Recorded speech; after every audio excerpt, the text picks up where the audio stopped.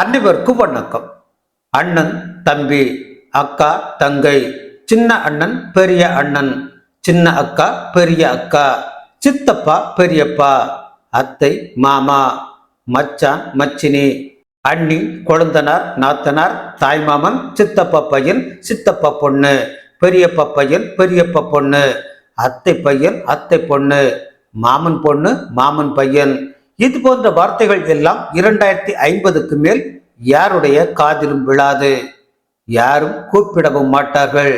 அகராதியில் இருந்து கூட கொஞ்சம் கொஞ்சமாக அழிந்துவிடும். காரணம் ஒன்னே ஒன்று, கண்ணே கண்ணு என்று ஒரே ஒரு குழந்தை மட்டுமே போதும் என்று முடிவெடுக்க ஆரம்பித்ததுதான். அப்படி இருக்கும்போது இந்த உறவுகள் எல்லாம் எப்படி வரும்? பெண்கள் வயதுக்கு வந்ததும் சீர்வரிசை செய்யவோ, பந்தல் போடவோ, முதல் புடவை எடுத்து தரவோ எந்த தாய்மாமனும் இருக்க போவது இல்லை. திருமணத்தின் போது அரசாணைக்கல் நட எந்த அண்ணனும் இருக்க போவதில்லை. மாப்பிள்ளைக்கு மோதிரம் போட எந்த தம்பியும் இருக்க போவதில்லை. குழந்தைக்கு மொட்டை போட யார் மடியில் உட்கார வைப்பார்கள்? கட்டி கொடுத்த பெண்ணுக்கு ஏதாவது பிரச்சனை என்றால் அண்ணனும் தம்பியும் பறந்து செல்வார்கள். இனி யார் போவார்?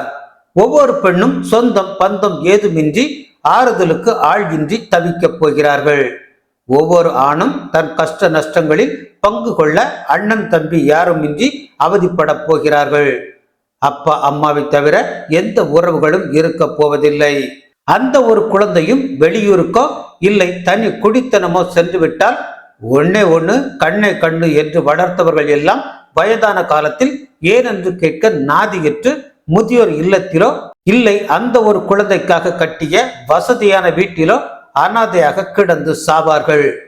உறவுகளின் உன்னத மதிப்பை உணராமல் பொருளாதார முன்னேற்றத்தை மட்டுமே குறிக்கோளாக கொண்டு ஒரு குழந்தைக்கு மேல் வேண்டாம் என சோம்பேறித்தனப்பட்டு எந்திர வாழ்க்கை வாழ்ந்து கொண்டிருக்கும் அத்தனை பேருக்கும் இதே நிலைதான்.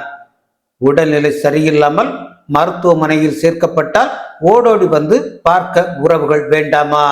சின்ன சின்ன விஷயங்களுக்கெல்லாம் எனக்கு உனக்கு என்று சண்டை போடும் அதே குழந்தைகள் தான் வயதான காலத்தில் அப்பா அம்மாவுக்கு ஏதாவது ஒன்று என்றால் நான் நீ என்று ஓடி வருவார்கள்.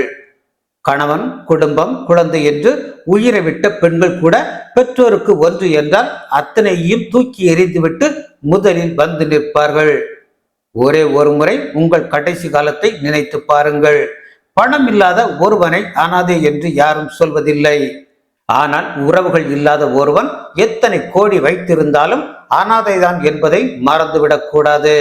கார் பங்களா வசதி வாய்ப்புகளுடன் ஒன்னே ஒன்று, கண்ணே கண்ணு என்ற பெயரில் உறவுகள் அற்ற ஒரு அனாதையை வளர்ப்பதற்கும் வயதான காலத்தில் நாதியற்று சாவதற்குமா இவ்வளவு பாடுபட்டு ஓடி ஓடி சம்பாதிக்கிறீர்கள்? கொஞ்சம் சிந்தித்து பாருங்கள். நன்றி.